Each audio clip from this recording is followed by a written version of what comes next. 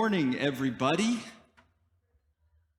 My ladies, none of my gentlemen came. What do we say about that? Well, Brad's here. Brad is here.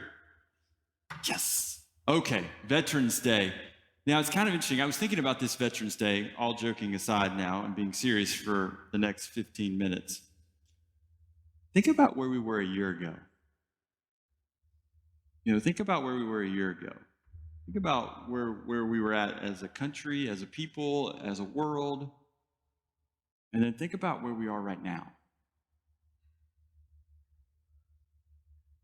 It may be worse, but I would argue that it's better. It's better. And the reason I say that is because I'm thinking about what people would say to me a year ago, feeling like the world, the future was bleak and dismal, and were we ever going to, a lot of people would say, are we ever going to take these masks off? And now look, if I didn't know any better, I would say this is a quote unquote normal midweek service. I mean, if I'm being brutally honest. So I thought about that. And I realized Veterans Day is not about this pandemic. And when I crafted this service, this is actually, full disclosure, a repeat of last year on purpose, because yes, the pandemic's still ongoing, but I think we have to sometimes stop, right? This is the hard thing in our world right now. Actually stop and reflect and remember, right? Remember where we were. I can remember stories about my grandfather. So my grandfather actually tried to dodge the draft for World War II. He tried everything he could, got involved in a steel mill. He tried to do it all. He didn't run away, and he didn't move out to the country, and didn't do any of that. So he ended up getting drafted, and he was a B-17 bomber. So he was actually he kind of moved around the plane, but his primary role was the gunner in the back. That was his thing. And then he also was a navigator, and then he also pulled the lever that dropped the bombs, and then he also moved up to the front of the plane. But if you ever listen to him, he would talk about sitting, and this is my mom's dad, Grandpappy. So not to be confused when you hear me talk about Granddaddy. See, in South Georgia, we can't deviate much in names. Grandpappy, Granddaddy. Grandpappy used to tell stories about loving to sit in the back of the plane because he would say that you get so much perspective on the world because you were looking behind and there was nothing back there except sky and earth. They got shot down over Germany in 1943, winter of around this time, 1943, it was before Christmas. And he had to survive in the wilderness of Germany for 2.5 weeks before, as he tells me, I can't fact check this, but I believe him, the 101st Airborne are what rescued. They moved in, and there were several bombers shot down, and he was lucky enough to parachute out, but half of his crew didn't make it. And he used to tell me this, not because he was proud, and he had to have really personal experiences with German forces, and he survived these battles, but he doesn't look back on it with any kind of pride or joy. The thing that would usually follow these stories is he would look at me and say, we're better than this. And what he meant by that was we as a human race are better than this. And that he often tells, and now he's no longer with us. My grandpappy died about 15 years ago.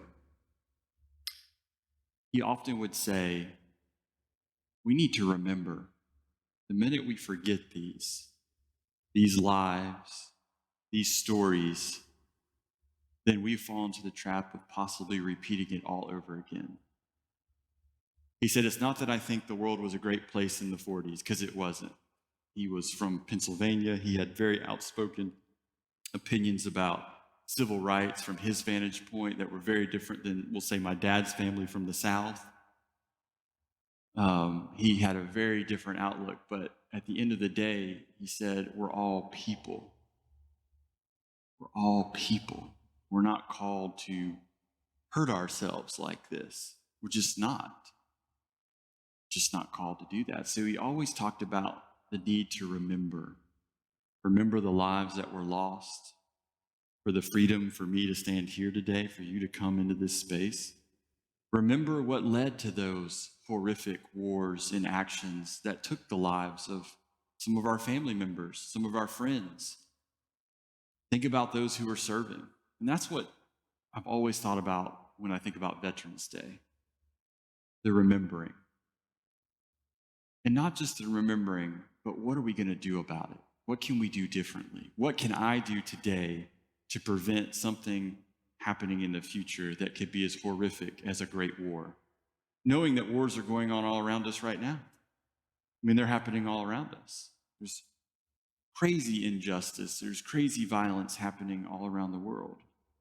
And I could be discouraged by that, or I could be encouraged by the words of someone who had been in a place that I have never been, in my grandpappy. And remember what he told me, which is, we're not supposed to do this. We're supposed to love one another. That doesn't mean, he used to say, it's not that I always liked your grandmother, but I always loved her. We're supposed to love each other. We're supposed to care for one another. We're supposed to see through our differences and find that common ground.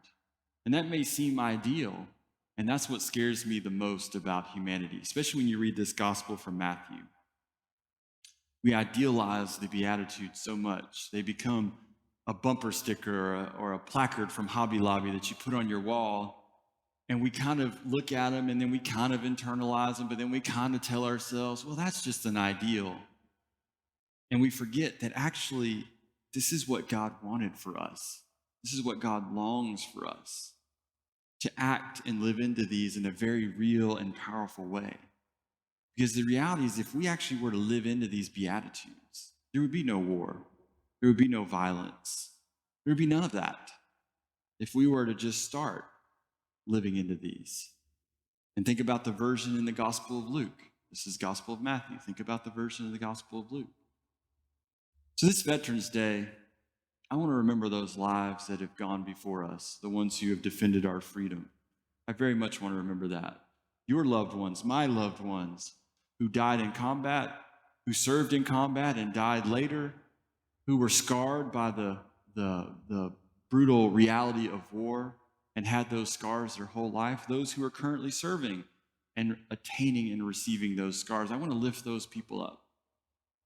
But by golly, as Christians, I want us to do our job. I want us to live into these Beatitudes. I want us to know what it means to be peacemakers. I want us to know what it really means to live for God and find the path forward that represents and respects the dignity of all human beings and become models of that reality, knowing that it's not easy and it takes time and it takes practice. But each of us in our own way can reconnect with God, ground ourselves in our faith, realize the power of these words and the power that Jesus gives us, and hold one another. Amen.